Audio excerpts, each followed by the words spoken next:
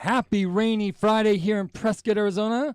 I'm Barry. I'm filling in for the lovely Leza LaChapelle Dandos, who is yet again out of the office. How you doing, Maddie?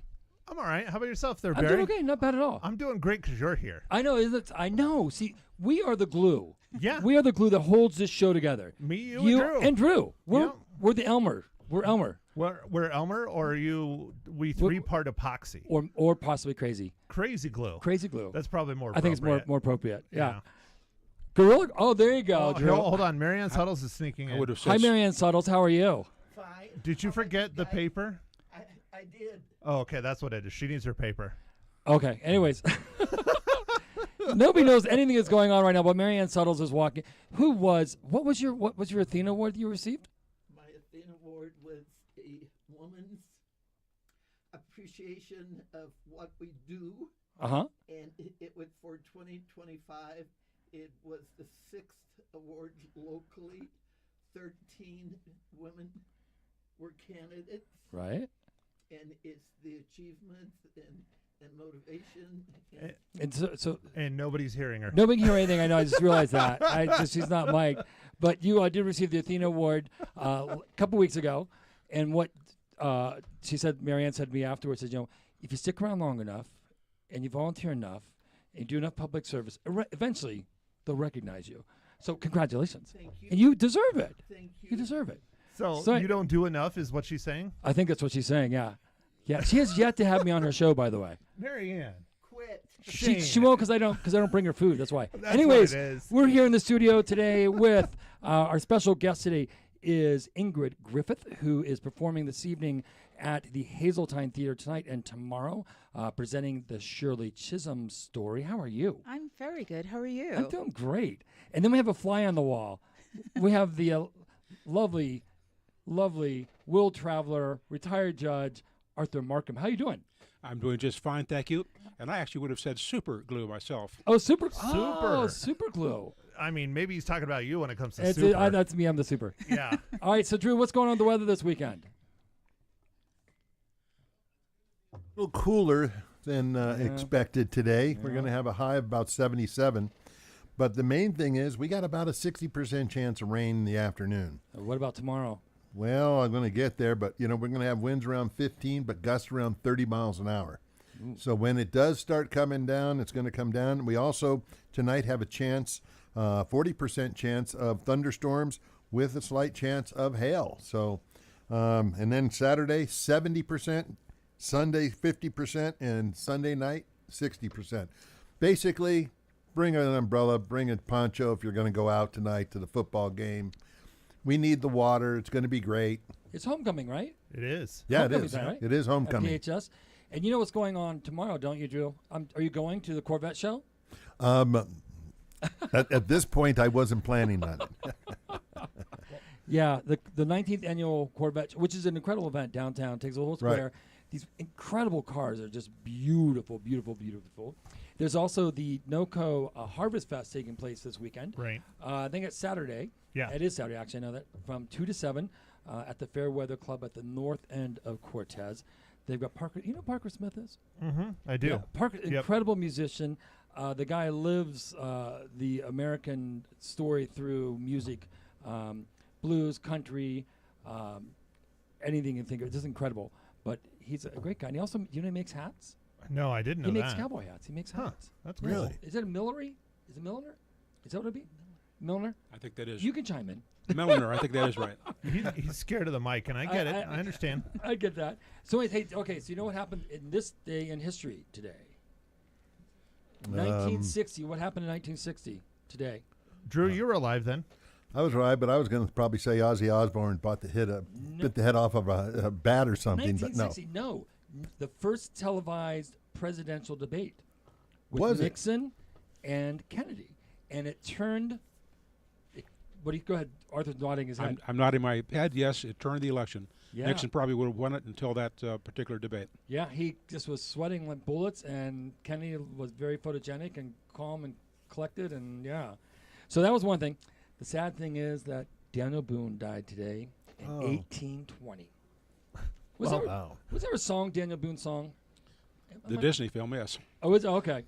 And then T.S. Eliot was born today. Lion, Witch, in the Wardrobe. Nice. And on the musical side, George Gershwin. Rhapsody in Blue, Porgy and Bess. The funny thing is, you look at these guys at how long, this seems like so long ago, that, the fact that George Gershwin, T.S. Eliot, and all these other guys are still relevant and still, we read them, we listen to the music, how much impact they had. So that's kind of like what you're doing, isn't it?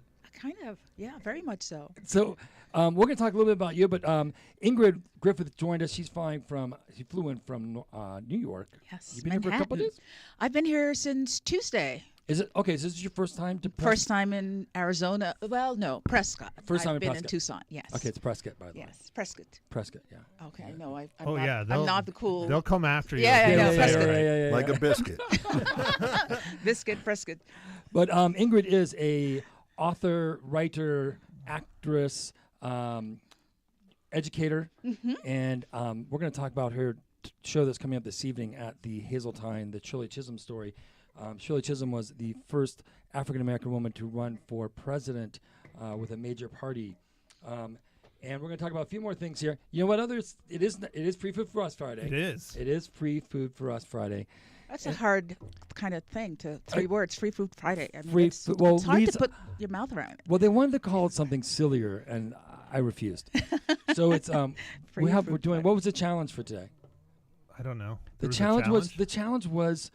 All right, this sounds really silly. I apologize. You have to participate in this activity, Ingrid and Arthur. Sorry, but so the question was last week that was raised that Wendy's is going from romaine lettuce Yeah. to iceberg lettuce iceberg, yeah. on their hamburgers. And Lisa's missing out this week And on she's that missing one. out. Oh, So what I man. did today, it's not the most exciting meal, but we're going to have a taste test between, I made some sliders, really simple, some with iceberg lettuce and some with romaine.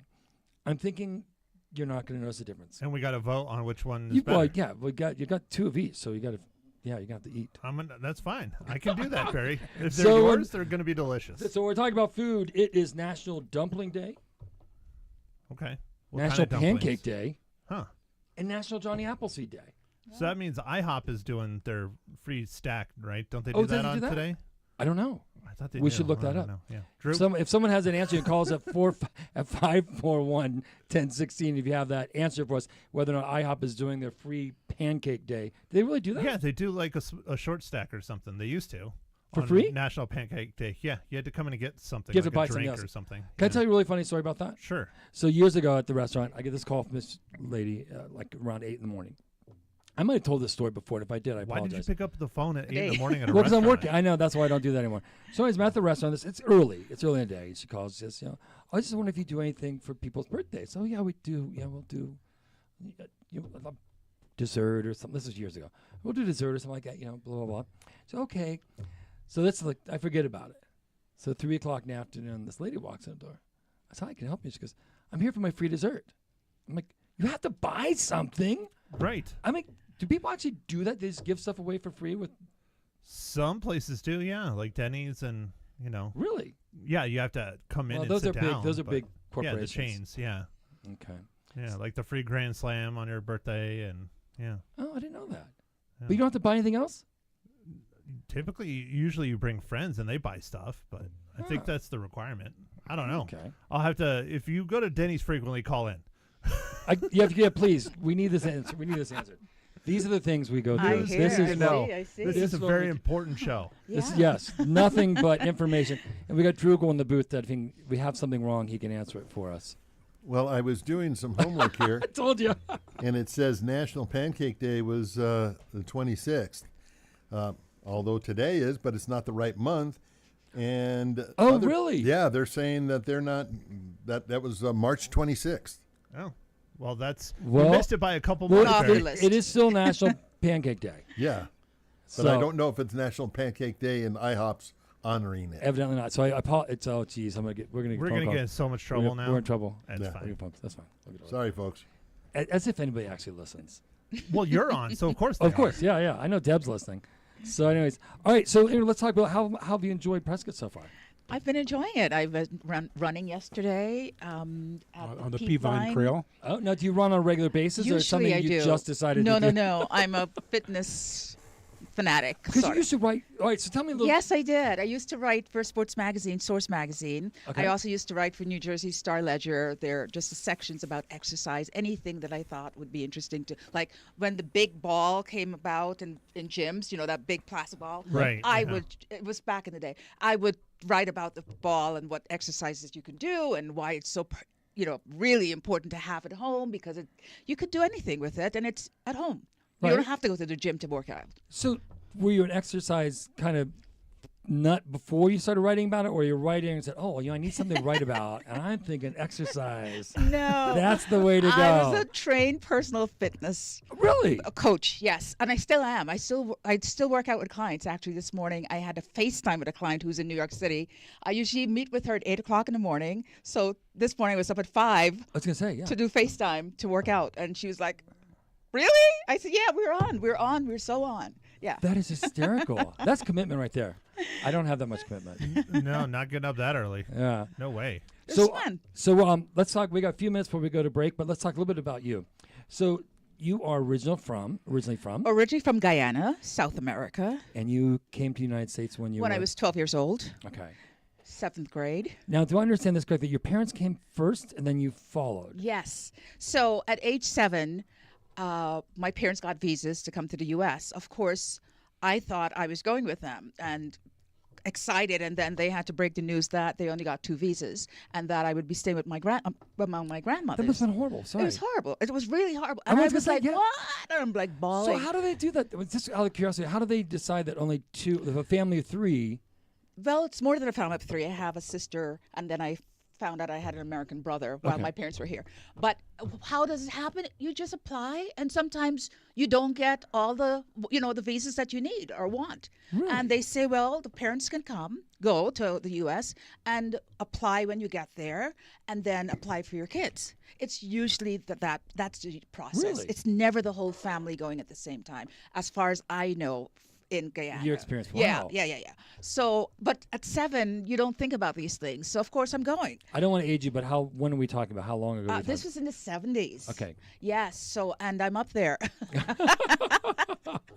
So the thing was, I waited. We were all waiting for a visa to come from myself and my sister, and that took 5 years. So there's a story. I have a one-woman show. My first solo show I wrote was about my immigrant experience, about the 7-year-old waiting to rejoin her parents in the U.S., and what that was like living among my grandmothers, and what was like waiting, and what it was like when I got to the U.S. So just in a nutshell, what kind of was that like? Because you're at this age, you're really impressionable, and you're Right. missing this whole bonding experience with your parents from 7 to 12. Exactly. So what was that like? What as a young child? Oh, it was a tough one for me because I really wanted to be with my parents. And, my grandmothers were very strict.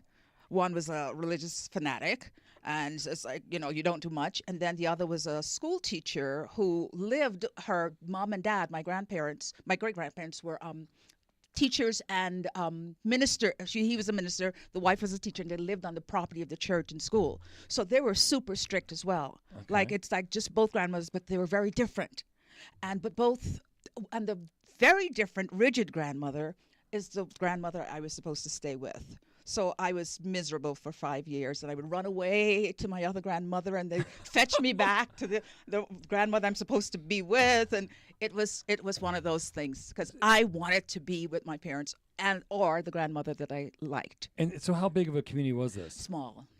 I mean, both grandmothers lived maybe about 10 minutes away. Okay. And it's a very small community. You look out the window, there's the neighbor right there saying hi and hearing the arguments or what you cooking? You got any more saltfish? Anything? Because I ain't go to the market today. That sort of thing. Oh my goodness. Yeah. How big was your school? Like Small. Oh my gosh. School was, I think, about 20 students total from kindergarten to high school. Oh my goodness. It's tiny. Schoolrooms were small. I think maybe 5 kids in my class, and the older kids, different rooms, but tiny. Like it was the bottom of a house.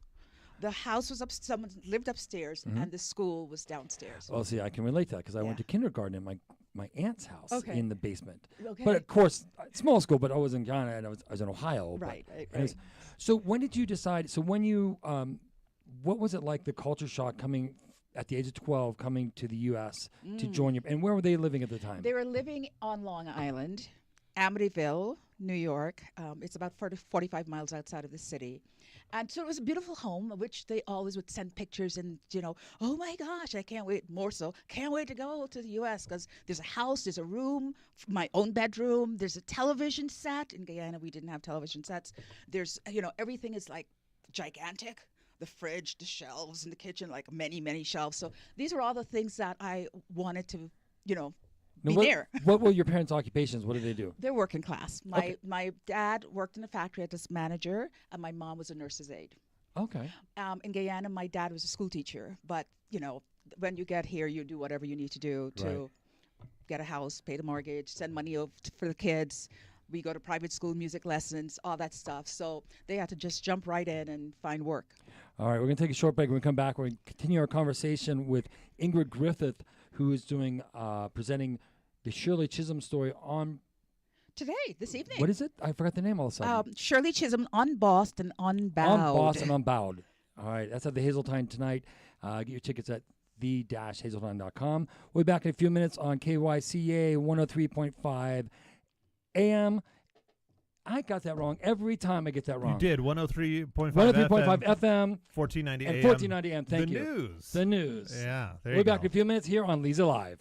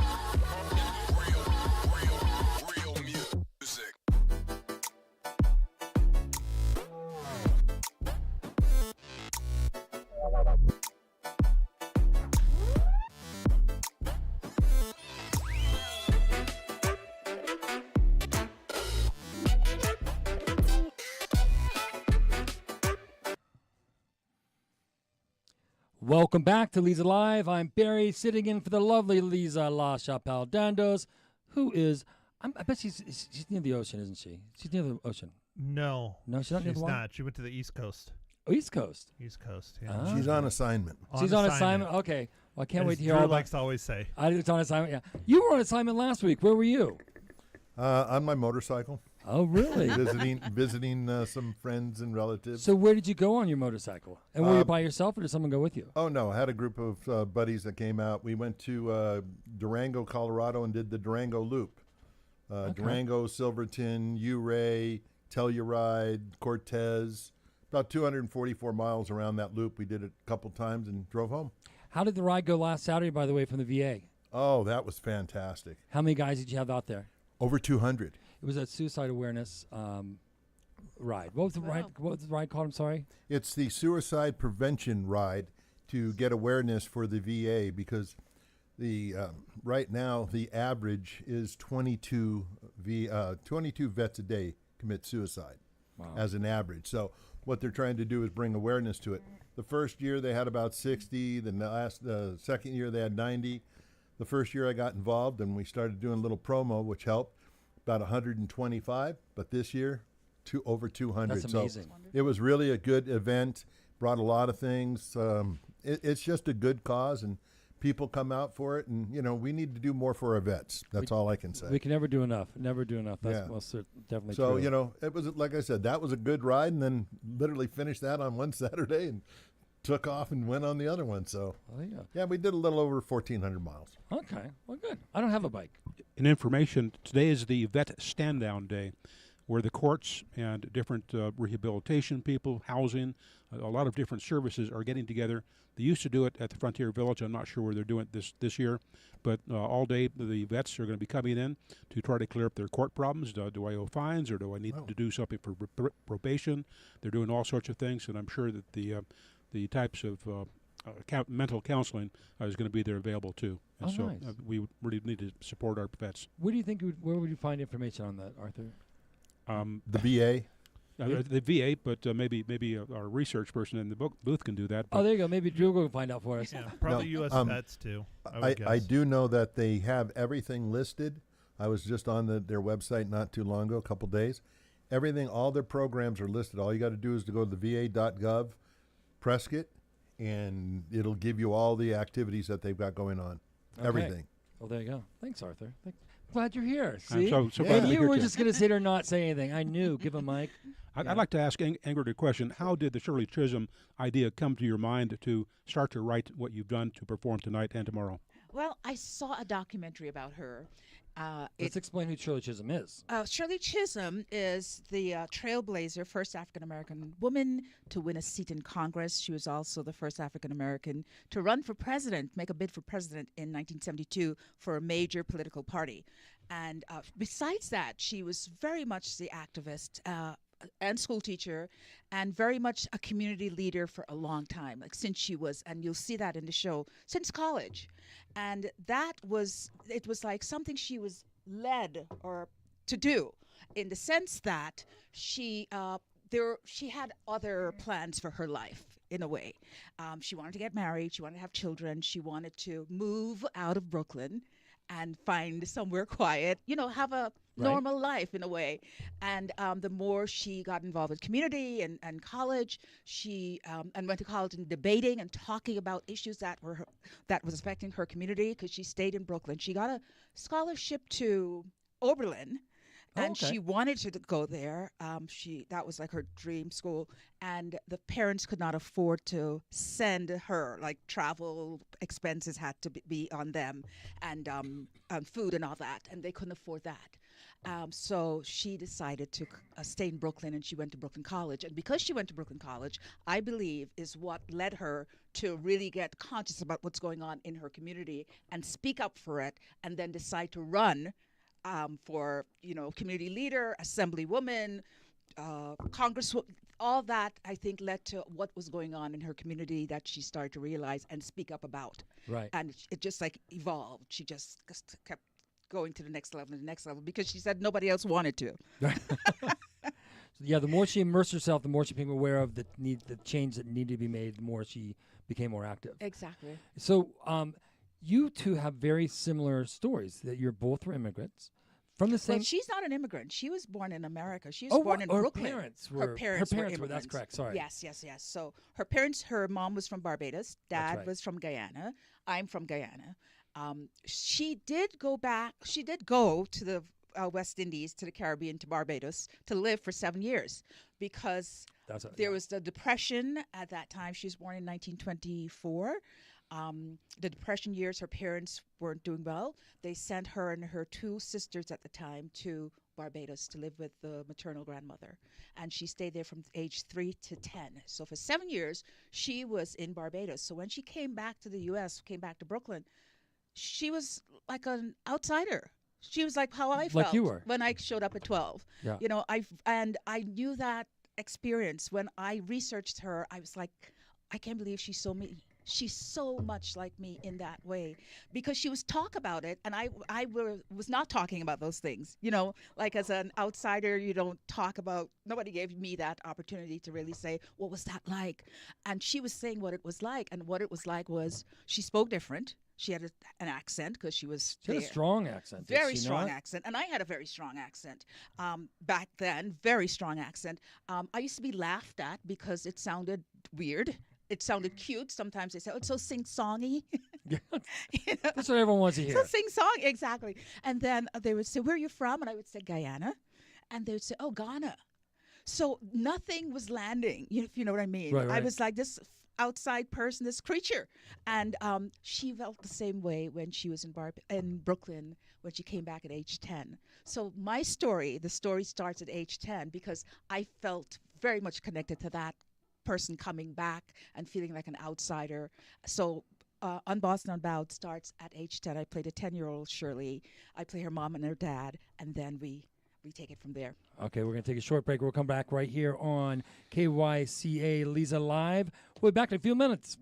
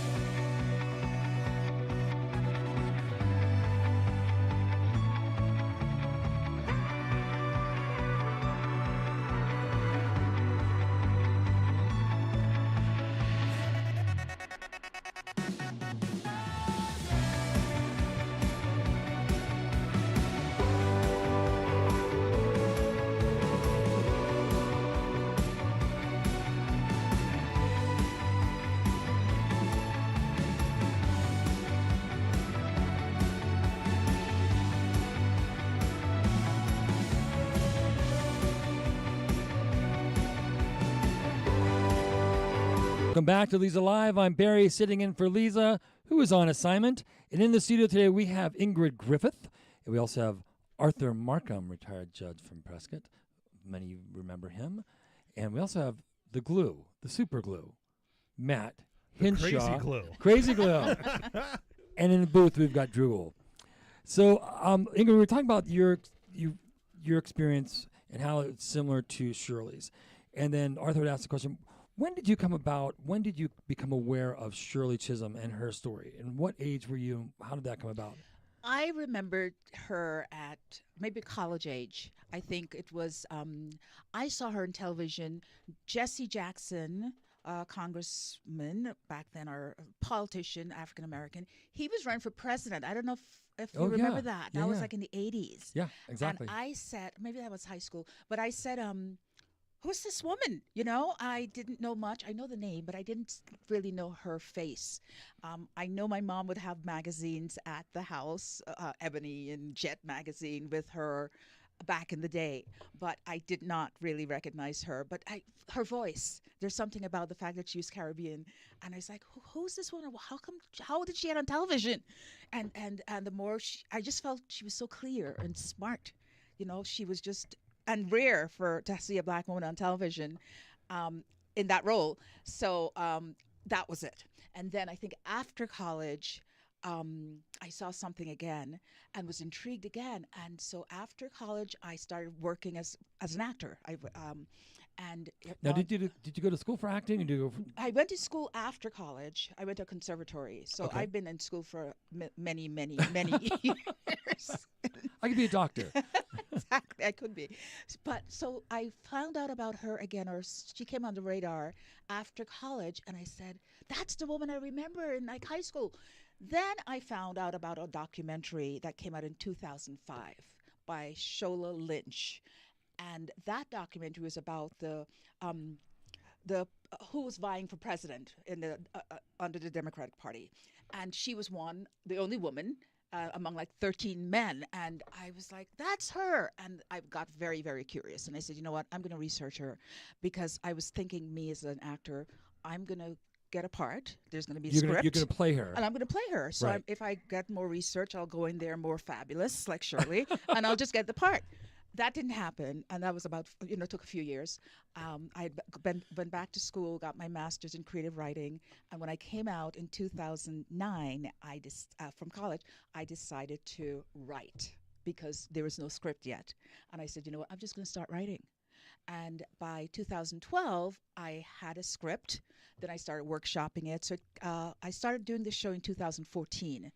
But then, 2 years after that, as I'm workshopping it, I hear there's a movie out about Shirley Chisholm in the works, not out yet. It's in the works, and you hear, because I'm an actor, you hear who's doing what and the buzz. And I says, really? Oh dear.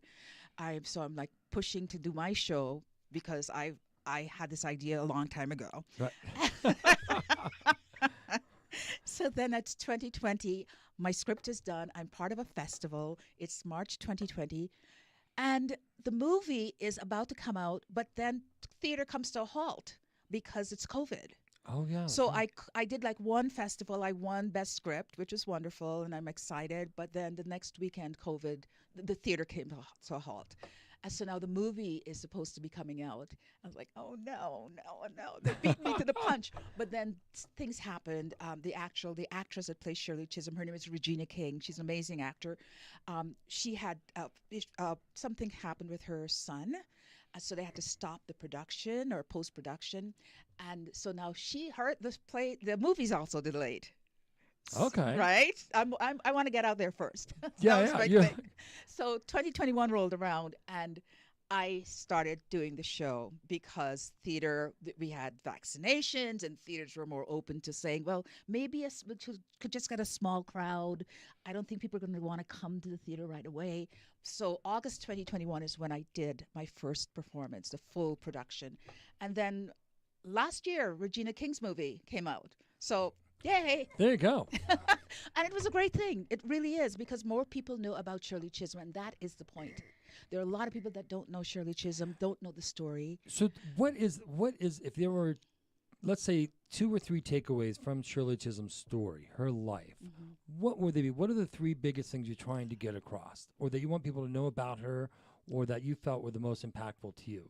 for me is having a voice, speaking up, speaking truth to power, saying exactly, laying it out really straight without, just letting people know how she felt as a black woman in America and what the black community is doing and what women, because she also was very much fighting for women and the disenfranchised. So it was not just about the minority group of blacks, but it was, and people of color, but it was also about women who were not getting their voices heard. So that was one thing I think that's my takeaway. Number two is being yourself. She's unique as unique can come, Yeah. right? Yeah. And she's totally herself, and that takes a lot of guts. She was doing things that even now women still don't do, or did once. She won. She was the first Congresswoman. Kamala Harris tried to be president, right? You're right. I mean, she didn't make it. Shirley Chisholm did that in 1972. And it took years later for someone else, a woman, not only Kamala Harris, but there's Geraldine Ferrara. I think she Right. ran for vice president. Hillary Clinton, of course, ran. Mm-hmm. But she did those things back in the day, much, much sooner than her time. Right. We're going to take another short break. We'll be right back talking with Ingrid Griffith, the Shirley Chisholm story this evening at the Hazeltine Theater. Get your tickets at the Hazeltine.com. Oh my gosh, what is going on with me today? You're right. The-Hazeltine.com. We'll be back in a few moments on Leza Live.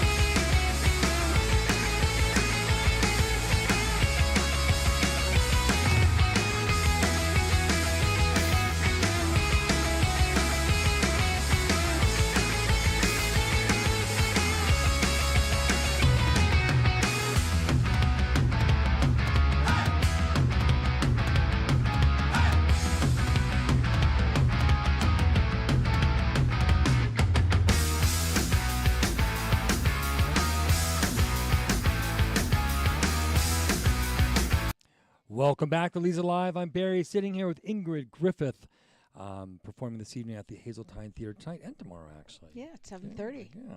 So we're talking about your experience and how this Shirley Chisholm story impacted you. So when you do the performance, you said it took you how long to write the script? 2 years to write. 2 So- years to research and 2 years to write. So 4 years. Yeah. Really? Yeah. From 2015, I was That's a Got it. long time. It is. I didn't know it would take that long. Ru- But I didn't know anything about Shirley Chisholm. So the more I researched it, the more I found information, and I was like, this is a true story. So the more I know it, the better for me. And then, of course, I had all this information, like a bit of a data dump, and now like, what do I say? So the funny thing is, it's a one-person show, but you don't play only one character. Is that correct? That's correct. I play her mom and dad. I play national leaders. I play her husband. I play her as a kid. 15 other characters. So just out of curiosity, how does one person present an 80-minute show playing 15 people? How do you transition between them? It's more about body language, mannerisms, speech patterns, bearing. Okay. Yeah, it takes work. I can't mess up, I'm playing Shirley. I'm playing Shirley. So you've been So you've been doing this for how long now? 4 years now. Okay. 2021 I started. And so, obviously, the reception has been good. It's been wonderful. You've gotten you got recognition all over the place for this thing, and you've had a really successful run on it. How long do you think this will continue? How long do you feel? Do you have an end in mind? Do you just until or whatever? I don't actually. I remember after the festival, someone said, "So what are you doing next?" Right. And I'm like, "What do you mean? I just got started. I just did one show at the festival, and they're saying like time to move on." I don't know. I think it's a really timely story. I want it to be heard far, much further and much wider, especially if younger audiences need to hear it. So my other question is, why do you think the Shirley Chisholm story has been almost pushed aside, or has she just been, Overlooked. by other larger personalities, men particularly? Men.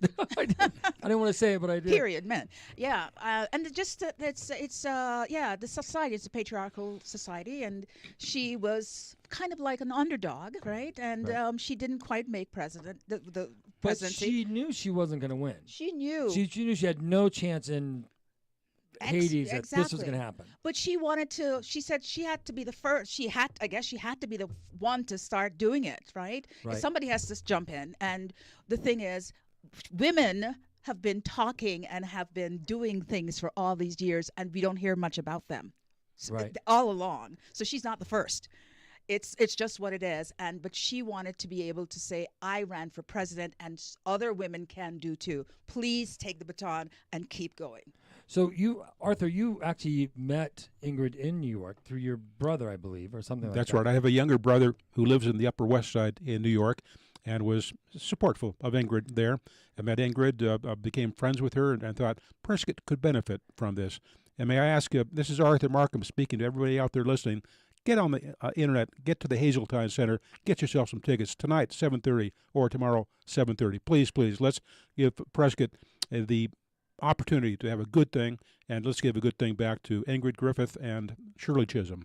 So the funny thing is that is exactly. So I had become familiar with the story before the movie came out last year, and I knew about Shirley Chisholm. And then I get an email or Facebook something or other from Arthur saying, "Hey, I got this." I'm like, I love that It's story. serendipity. This is just exciting. Yeah. So this is the first time we brought somebody in. Really? Since we've been back there for a Just- year.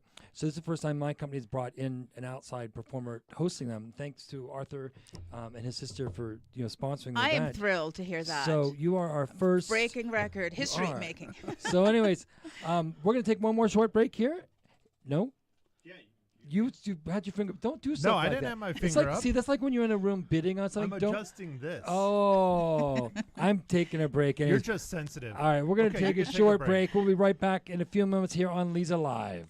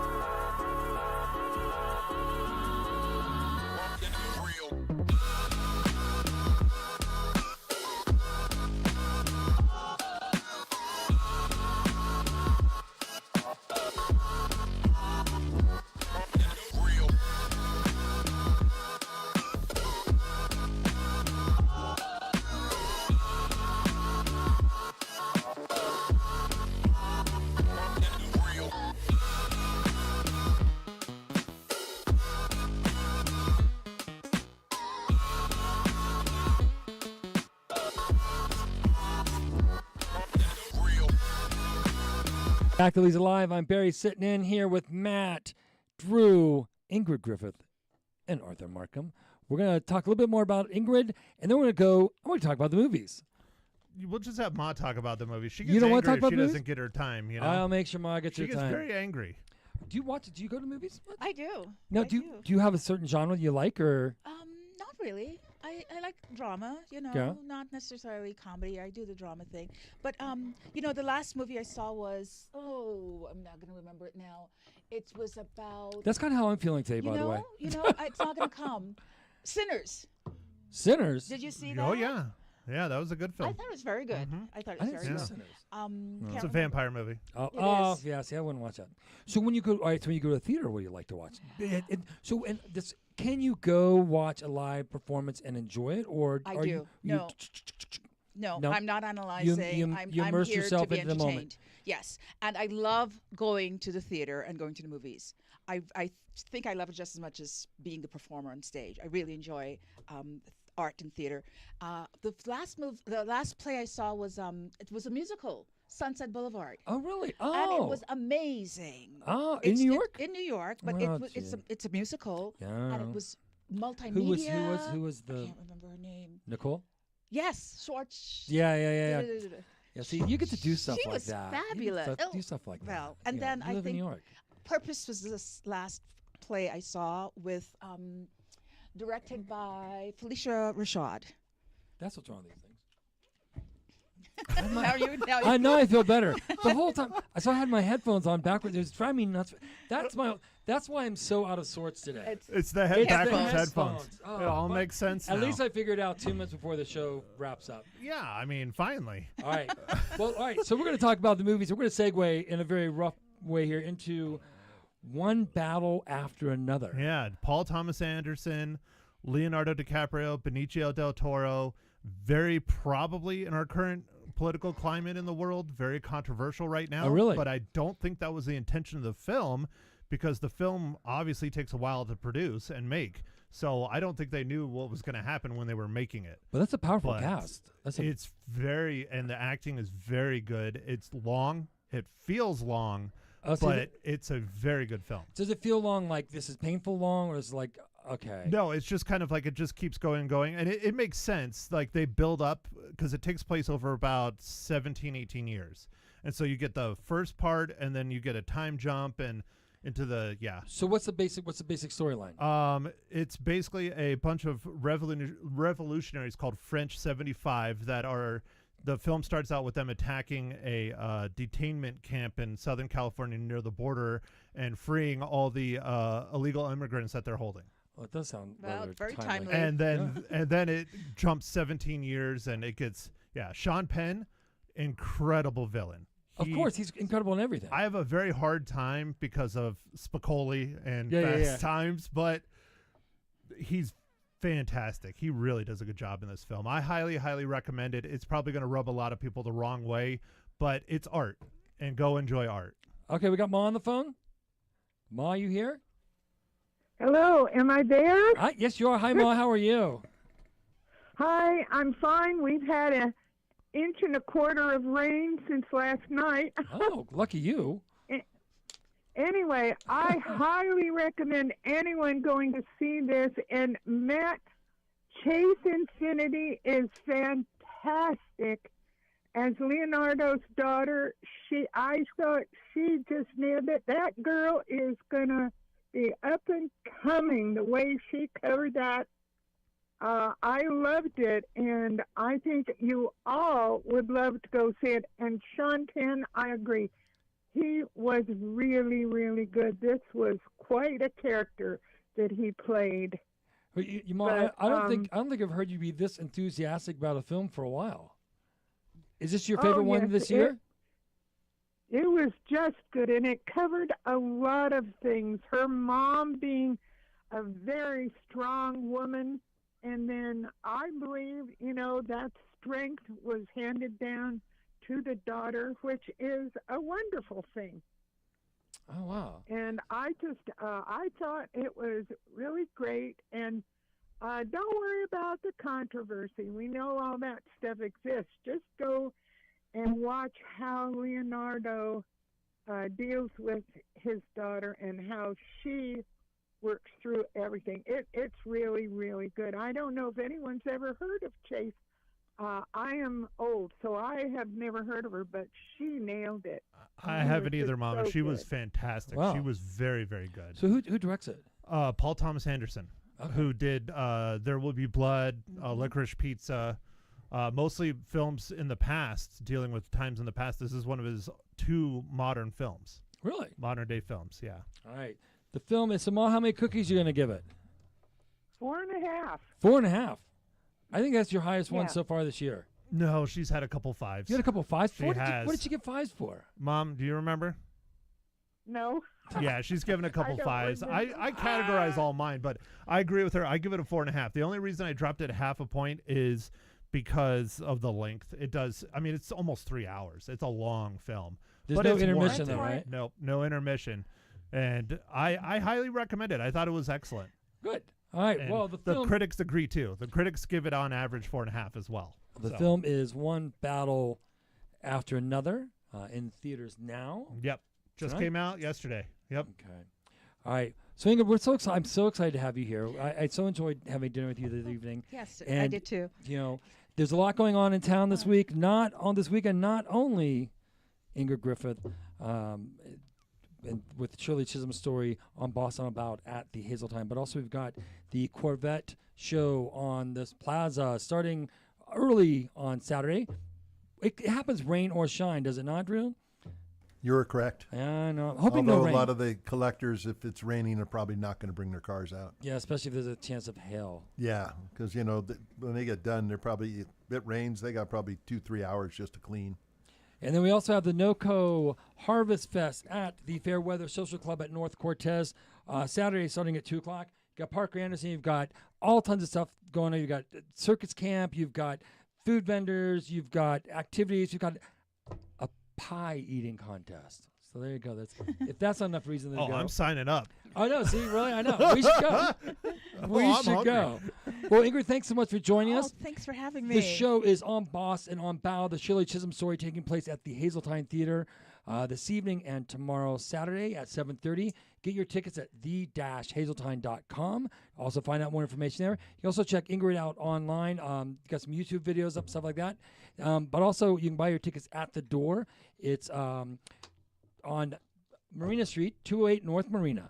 So I was gonna say, don't look at me on that one, I man. know I'm just having one of those days. I know where it is. It's And the I thought I slept former well. church. Well, we're sending Maybe our that's best the out to problem. Leza, who is on assignment. She'll be back on Monday. Nope, Tuesday. She's off Monday too. We have Who- Ruby coming in on Who's Monday. going Monday? Ruby.